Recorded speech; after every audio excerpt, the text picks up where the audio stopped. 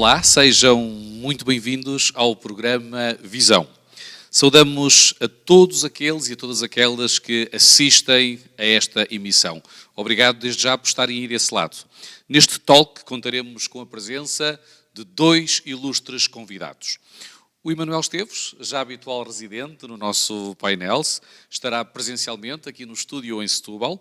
Olá E a a Sara... todos. Olá, Emanuel. E a Sara, que estará remotamente ligada a partir dos Estados Unidos. Obrigado desde já ao Emanuel e à Sara pela vossa disponibilidade. Eu sou o Dário Santos e serei o vosso anfitrião. Sara Pinto é formada em Medicina Veterinária, mas curiosamente exerce na atualidade, eu vou recorrer aqui à minha cábula para não me enganar, a função de diretora de recrutamento na Universidade de Loma Linda, nos cursos relacionados com saúde. Ela também tem desenvolvido um ministério na área da música, de uma forma bastante eclética, como cantora. O Emanuel, ele já é conhecido do nosso público, médico de profissão, continua a cuidar da saúde dos seus utentes, apesar de já estar na idade gloriosa da reforma, mas não para. E colabora localmente aqui como presidente do Conselho Escolar do CAS. Antes de darmos início, eu gostaria de apresentar a visão geral do nosso roteiro e veremos como é que podemos adorar o Criador desde uma perspectiva bíblica. E vamos fazer também um zoom, vamos analisar a semana da criação do Gênesis, a diferença da proposta entre evolução e criação e a ligação do juízo com a criação. E como é habitual, nós começamos sempre com uma pequenina história ou experiência.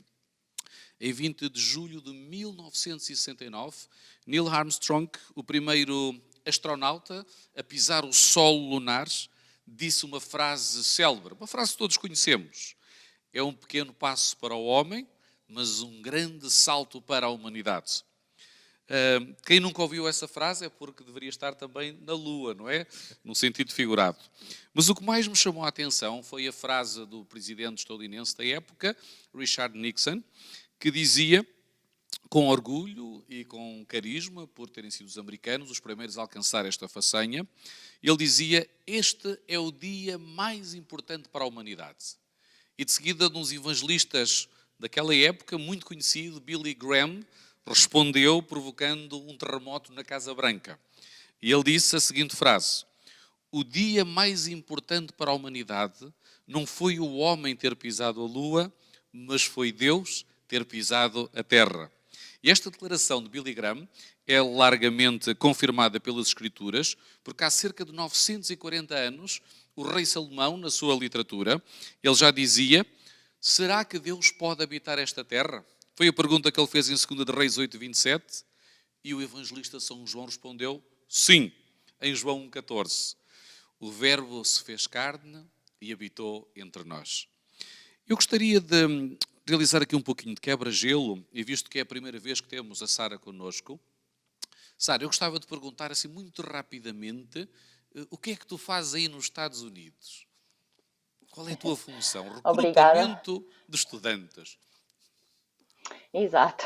Às vezes pode parecer um pouco mais generalista, mas todas as universidades aqui nos Estados Unidos precisam de alunos para se manter e para poder funcionar e para poder continuar a proporcionar educação aos alunos. Então acaba por ser quase como que um ciclo.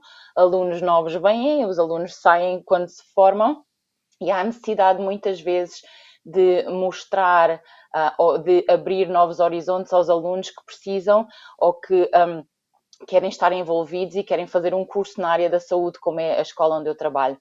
Loma Linda, a nossa Universidade Adventista em Loma Linda, é bastante conhecida no mundo adventista, mas infelizmente não é tão conhecida nos Estados Unidos, porque existem muitas universidades com renome no que diz respeito à medicina e à saúde. No entanto, na área em que nos inserimos, é uma universidade bastante conhecida, e aquilo que eu faço é apresentar aos alunos de outras universidades ou até de ensino secundário que queiram então participar e ter formação num curso superior relacionado com a saúde, e nós temos cursos como a fisioterapia, a terapia ocupacional, a nutrição, por exemplo, a terapia respiratória, a terapia da fala, todas essas profissões que são aliadas à saúde, nós então fazemos vamos a outras instituições e convidamos os alunos então a virem estudar connosco, porque existem outras universidades que oferecem os mesmos programas, mas a nossa tem uma vertente diferente, que nós incluímos o lema da Loma Linda é tornar o homem restaurar o homem àquilo que era originalmente e continuar o ministério e os ensinos de Jesus Cristo. Então, nós trazemos, além da formação académica, esta formação espiritual para os nossos alunos. Daí que vejamos a educação como uma missão. É a nossa missão como instituição poder levar a mensagem também aos nossos alunos que muitas vezes não são adventistas do sétimo dia. Então ali temos um meio de poder chegar a esses alunos. Com o recrutamento eles vêm para a nossa escola e depois aquilo que eu faço também numa outra vertente é trabalhar com os alunos no campus, proporcionando atividades dentro da associação de estudantes que temos, proporcionando atividades para os alunos que os possam conectar com Deus fora da sala de aula. Então é isso que eu neste momento estou a fazer.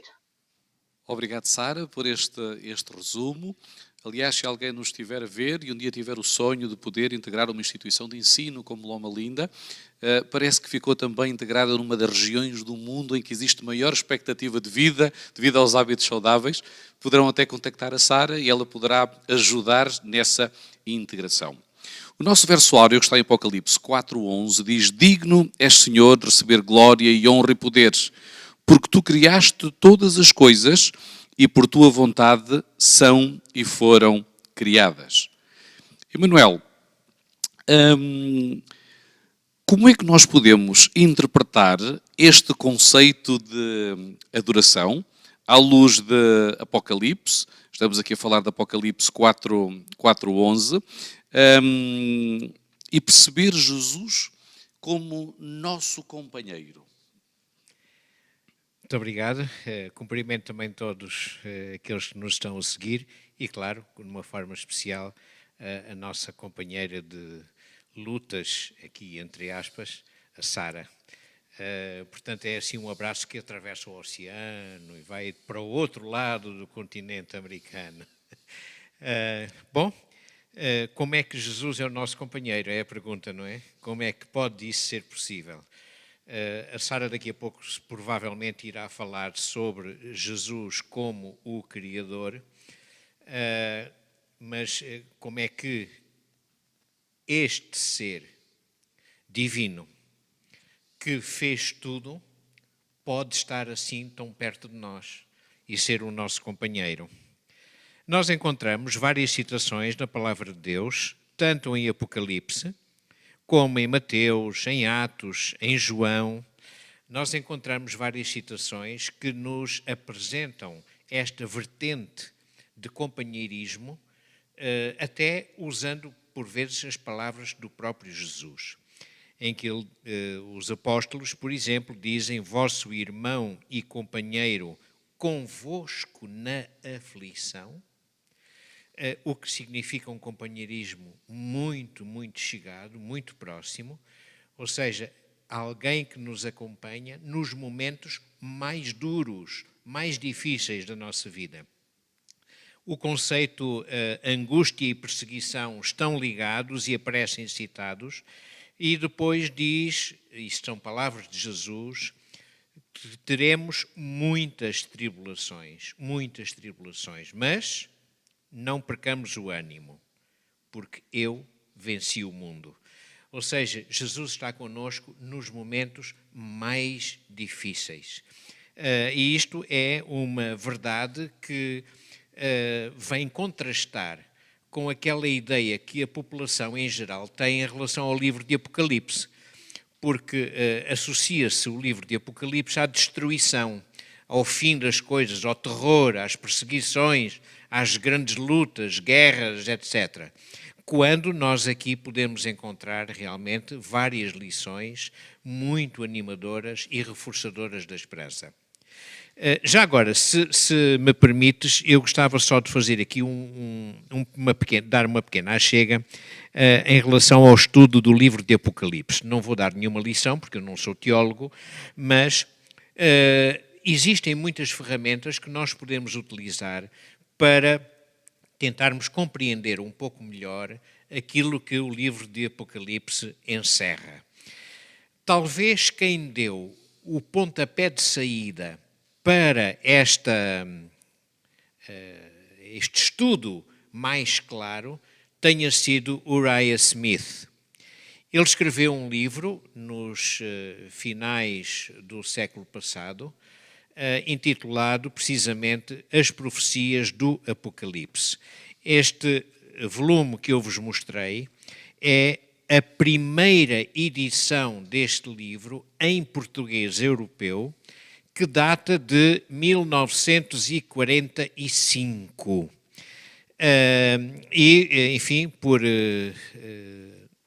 evolução normal da vida, eu herdei este livro, quer dizer, eu estou a apanhar boleia, porque quem herdou foi realmente a filha, mas herdou este livro do meu sogro, Cipriano Batista, que o comprou no próprio ano da impressão, da edição deste livro, em 1945. Portanto, este livro tem talvez aquilo que, especialmente no meio adventista, dá o pontapé de saída para o melhor conhecimento do livro de Apocalipse. Mas alguns dos aspectos focados em Apocalipse e interpretados por Uriah Smith mudaram um pouco ao longo dos tempos. Também houve acontecimentos que vieram trazer novidades. E, portanto, não é um livro para nós seguirmos à risca, tout court, mas que nos abre as janelas e que depois podemos completar com outros livros. Por exemplo, um livro muito conhecido no nosso meio, O Apocalipse Revelado, da autoria de Roy Alan Anderson. Temos do nosso saudoso pastor Ernesto Ferreira As Profecias Cronológicas. Foi um livro muito interessante que ele escreveu. Está de uma forma simples, não é preciso leituras longas. Profecias Cronológicas na História da Salvação. E, mais recentemente, um outro livro da autoria de Maxwell e que se intitula Uma Nova Era segundo as Profecias do Apocalipse. Este livro é bastante completo e é também interessante. E trago aqui um outro para lhes mostrar, que é especializado no capítulo 13 de Apocalipse. Okay? E este é da autoria de Marvin Moore. Ok, ficam aqui algumas ideias. Nos trazes, Emanuel.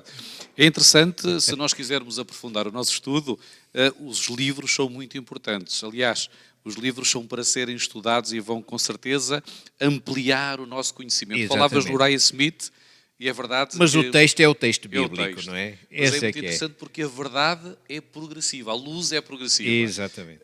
E vai nos ajudar a aprofundar. Nós estamos aqui também em Apocalipse, e Apocalipse tem um centro da adoração.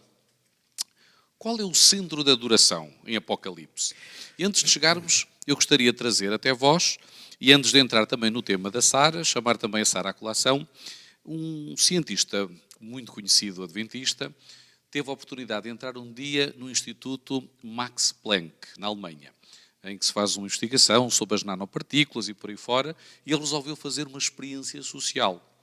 Ele vestiu uma t-shirt que dizia "Eu creio", e quis ver a reação dos colegas num ambiente altamente cético. E foi interessante que na fila vários colegas passaram por ele e disseram-lhe ao ouvido: "Nós também". Agora a minha pergunta é: porquê é que as pessoas têm dificuldade em assumir nos ambientes académicos "eu creio"? Está aberto para os dois.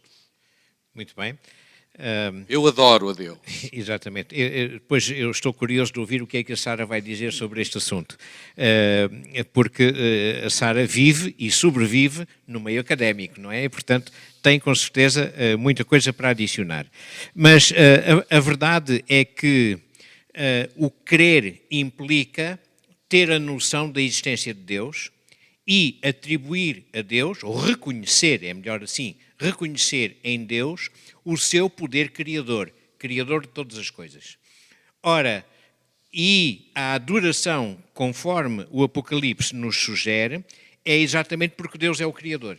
Logo, quando se quer destruir a verdadeira adoração, então vamos tirar algumas destas componentes. Então retira-se a componente do Criador. Isso vem desde 1800 e qualquer coisa, quando houve alguns alegados cientistas inventaram e proclamaram a sua doutrina de evolução. Mas, de facto, aquilo que o Apocalipse nos faz ter a noção clara é que a verdadeira adoração está centrada no Deus Criador. Eu não vou dizer mais, porque a Sara tem, com certeza, muita coisa para nos acrescentar. E a Sara tem aqui duas variantes. A Sara experimentou dois ambientes académicos, um que era secular, obviamente, e outro cristão. Como é que tu viveste estas duas experiências no reconhecimento do Criador, Sara? Para já é interessante para mim que o meio académico, realmente, quando nós estamos no meio académico adventista, e foi como fez vir até aqui, experimentar como é que seria estudar num ambiente cristão, que é diferente, efetivamente, de uma universidade secular. Academicamente, eu sinto que fui bem preparada nos dois, mas é completamente diferente estudar num local onde tu deixas de ser um número e passas a ser alguém que o professor ora antes de iniciar a aula. É pedida a bênção de Deus antes do teste começar.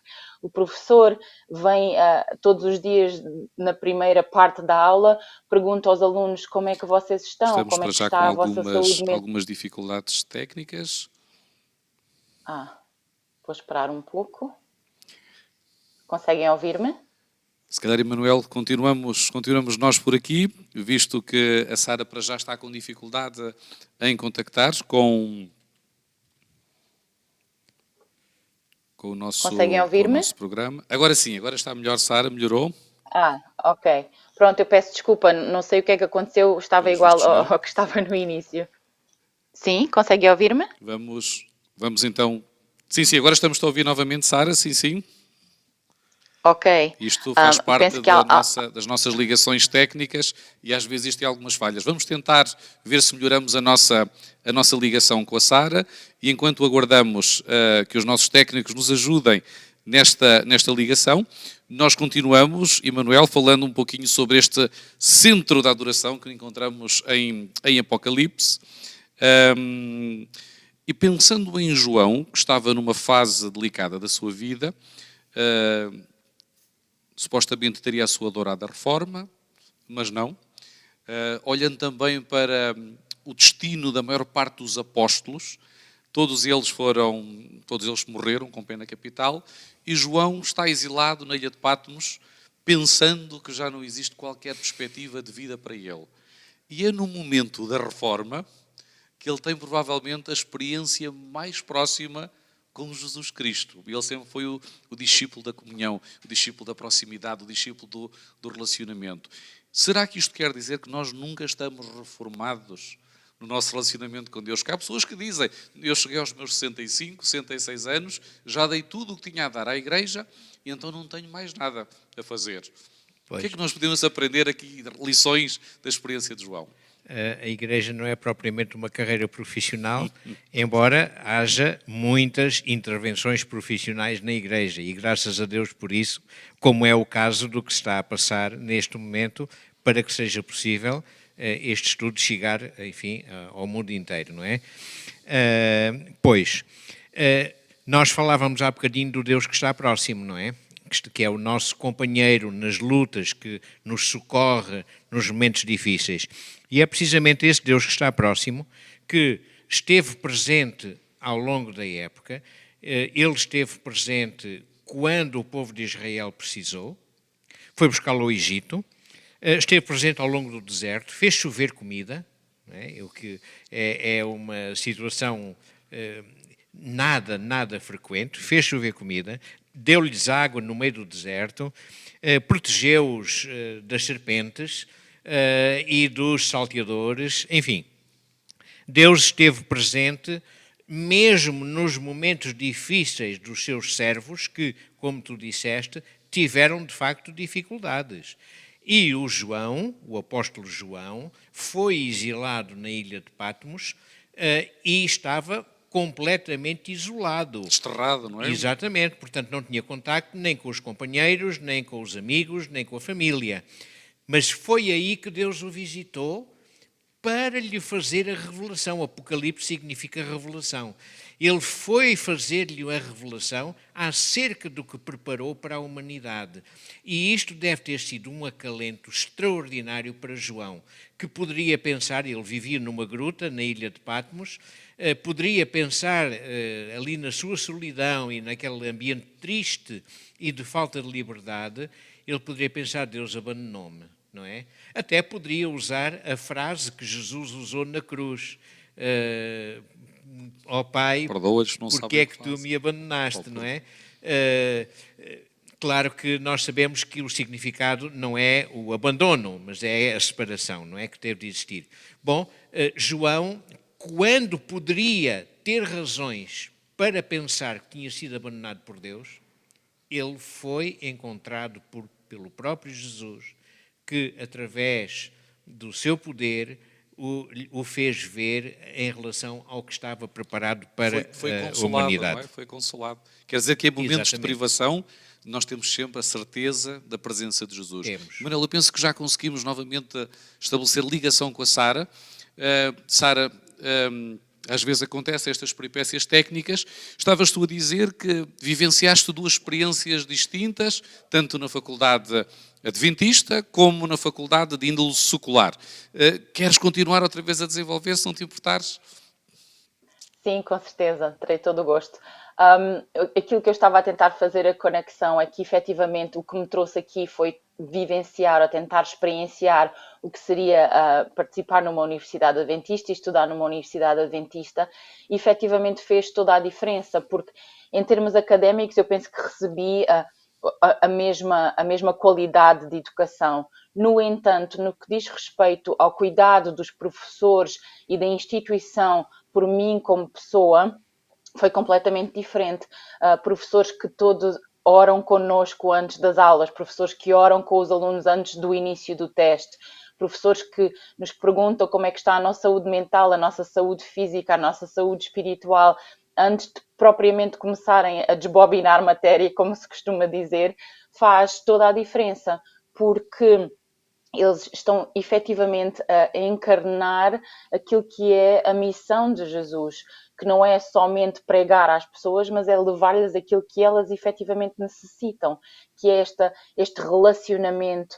E é, continuando um pouco na lição e naquilo que falávamos acerca deste Deus criador, é também um Deus que procura o relacionamento com o ser humano. E ver isso demonstrado numa instituição académica que tem os seus objetivos e tem que formar profissionais para poderem continuar as suas vidas e ser úteis no mundo em que vivemos, tem essa outra vertente desse relacionamento que vem como que ilustrar aquilo que Deus faz connosco, não é? Deus enviou o seu Filho para demonstrar, para ser Deus connosco, para ser Emmanuel, Deus connosco. E é isso que vemos que, além de ser um Deus criador, é um Deus que é mantenedor e é um Deus que quer este relacionamento com a criatura.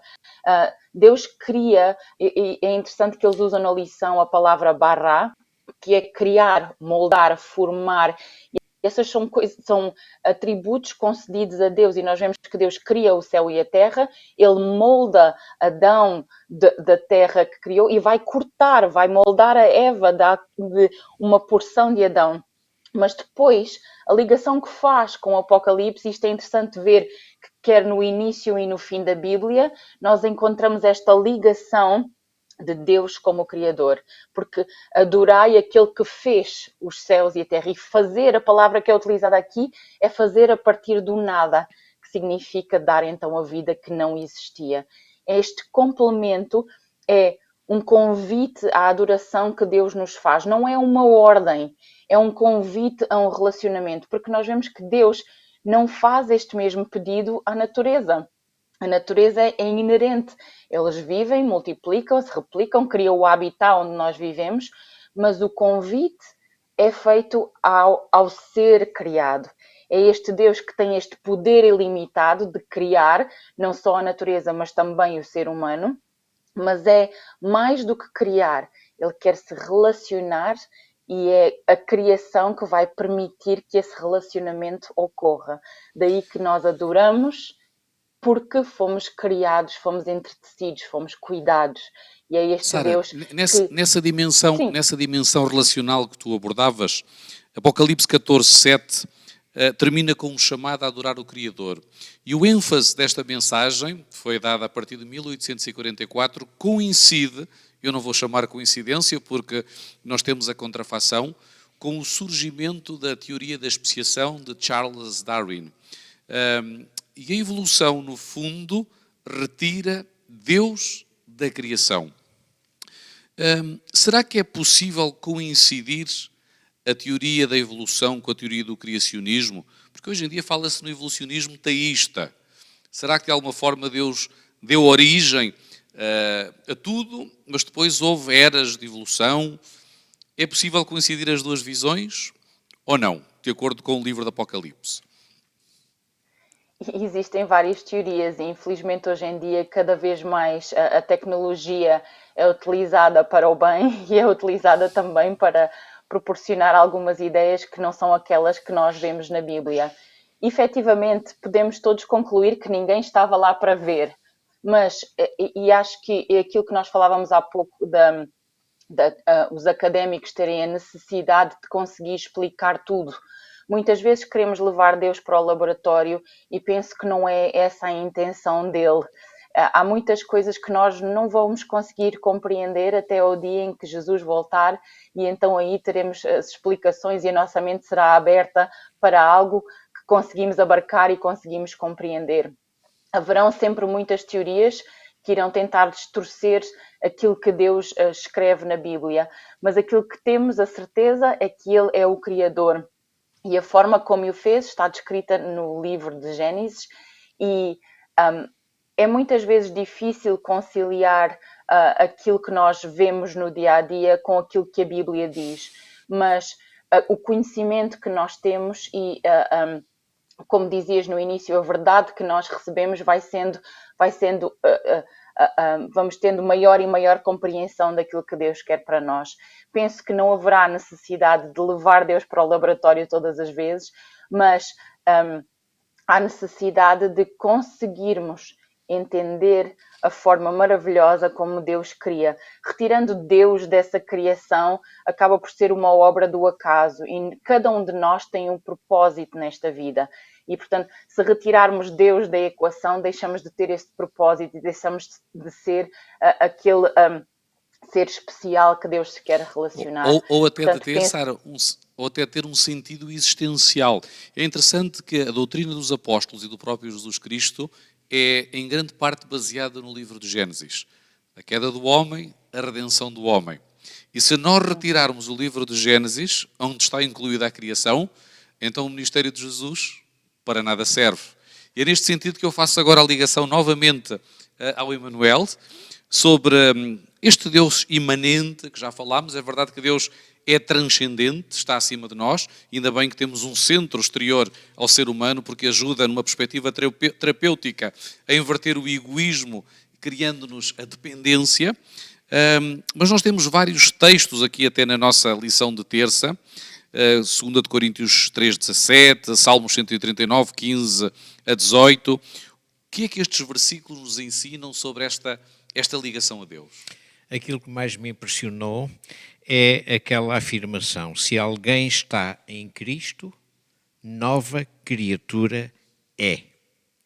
E depois, lendo os vários textos, nós chegamos à conclusão de que nós somos criaturas, como a Sara dizia, com um desígnio, ou seja, nós fomos previamente concebidos, o que não aconteceu nem com os peixes, nem com as plantas, nem com os pássaros, nem com os animais terrestres.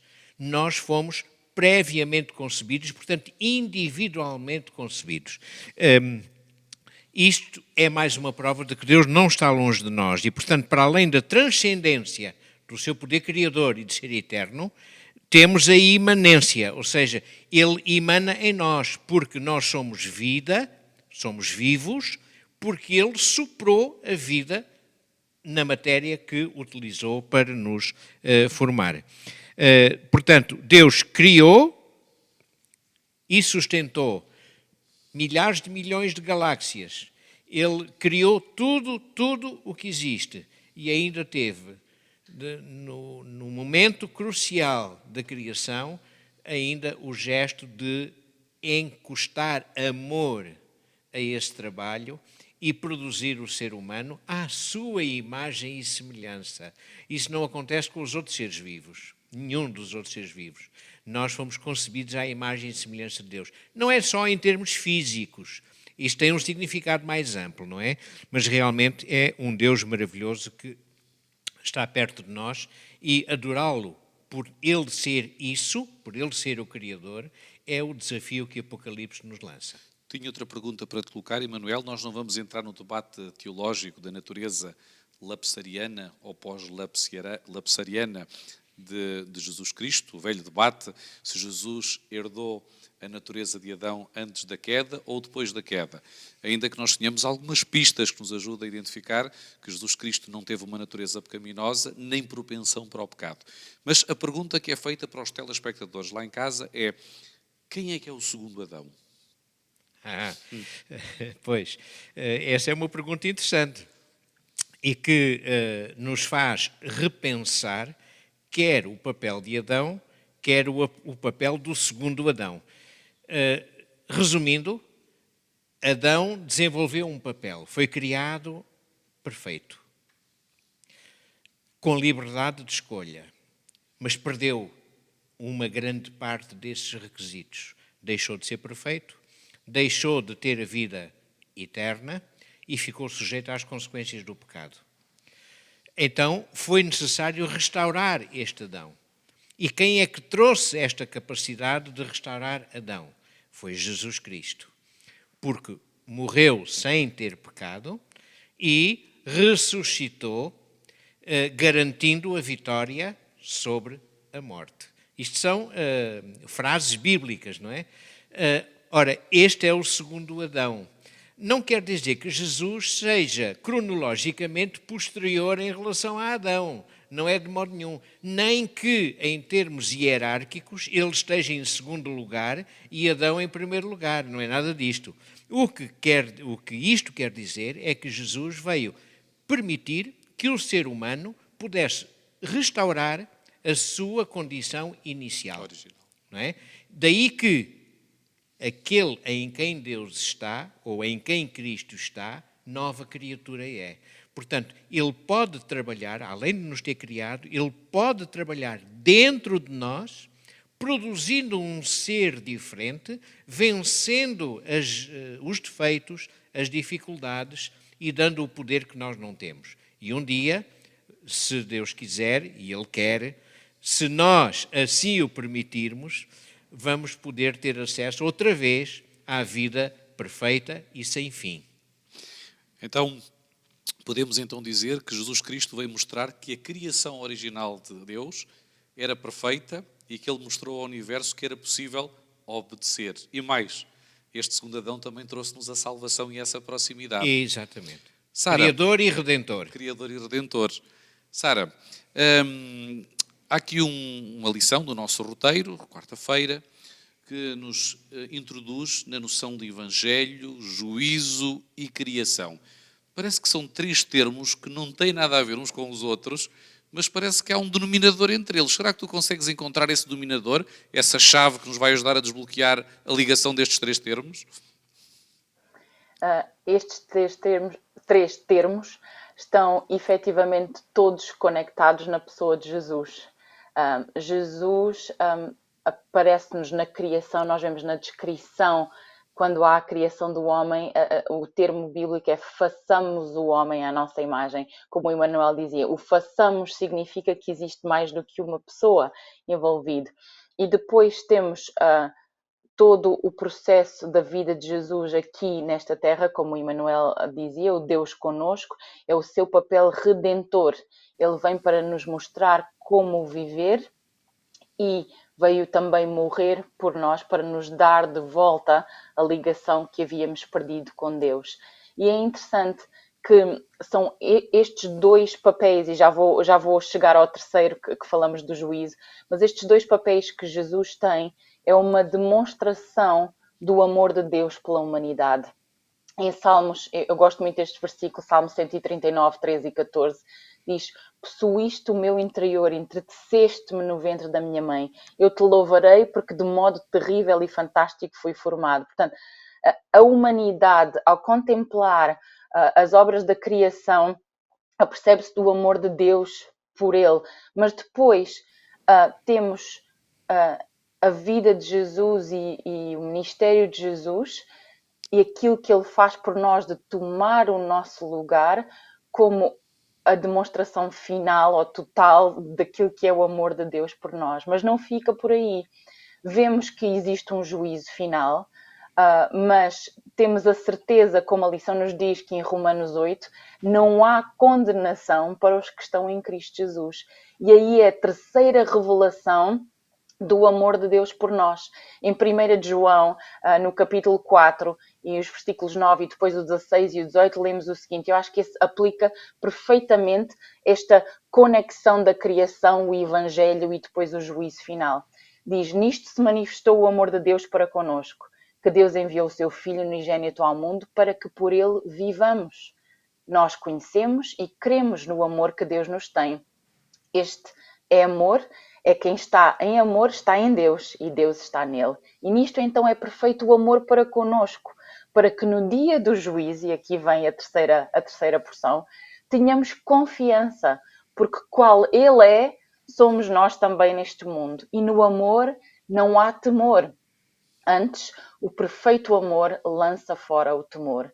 Nós somos testemunhas do amor de Deus por nós ao mundo, se vivermos em amor uns com os outros, se aceitarmos o amor de Deus, se partilharmos o amor de Deus e tendo a certeza da salvação em Cristo, não temos que temer o juízo final, porque em amor Deus nos concede essa segurança de sabermos que para nós não há condenação.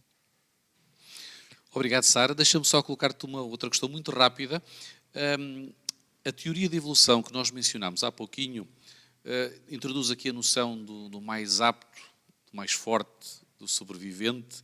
De que forma é que este conceito pode destruir o fundamento bíblico da cruz?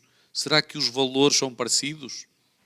Se pudéssemos fazer um termo comparativo entre a ideologia da cruz e a teoria da evolução. Penso que vem não somente contrapor a teoria da cruz, que vai muito mais além de Deus ter enviado o seu Filho por morrer por nós. A cruz foi algo que os seres humanos acabaram por crucificar um homem que destruiu todos os tabus e todas as maneiras, todos os modos de viver até ali. O que Jesus vem mostrar é que no reino de Deus existe lugar para todos aqueles que o aceitarem. Logo, existe local para os mais aptos e para os menos aptos. E o que a evolução nos vem mostrar é que só os mais aptos é que então conseguem ter sucesso e conseguem sobreviver. Mas aquilo que Deus nos vem dar é vida em abundância, não é sobrevivência. E isso deve ser também um chamado a nós próprios como cristãos a cuidarmos dos menos aptos, a cuidarmos daqueles que mais precisam. Foi exatamente isso que Jesus fez.